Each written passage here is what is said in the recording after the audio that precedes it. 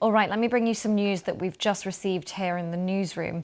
It's from China. President Xi Jinping is currently meeting the US National Security Advisor Jake Sullivan at the Great Hall of the People in Beijing.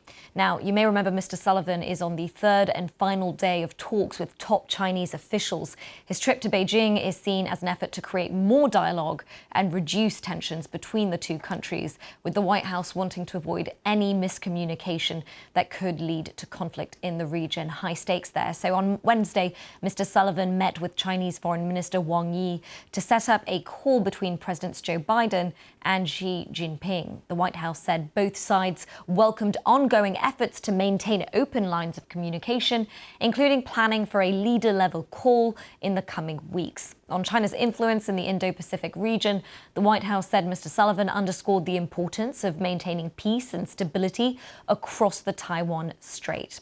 Well, here's our China correspondent, Laura Bicker.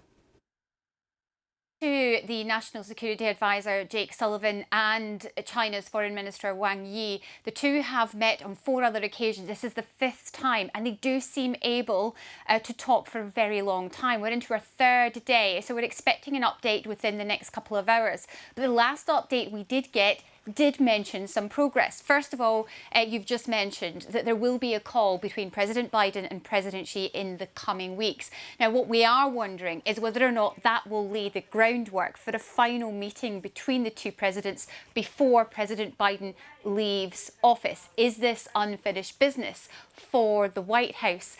And second, the other kind of progress that seems to have been made is that Jake Sullivan has met for the first time since 2016 for any US National Security Advisor. He's met a top Chinese general and they've had discussions about military-to-military communication. That shows just how seriously both sides are taking this, and that is because there are a number of flashpoints throughout the world, including, as you mentioned, the Taiwan Strait and the South China Sea. And in those areas, the Chinese and the Americans come very, very close together. What both sides fear is a miscommunication, a miscalculation that could lead to conflict. And that's what this is about. This is about stopping this competition of the 21st century turning into any kind of conflict.